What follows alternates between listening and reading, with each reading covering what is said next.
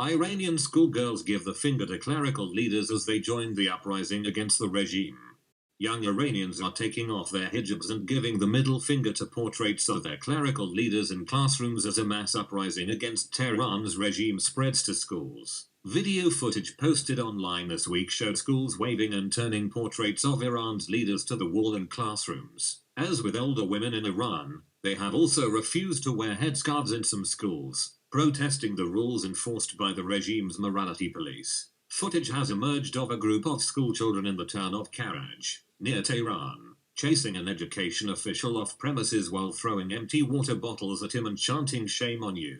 It came as the BBC reported that Iranian security forces secretly buried the body of a 16-year-old protester far from her village after she disappeared for 10 days. In a last message to her friends, Nika Shakarami had said that she was being chased by the security forces.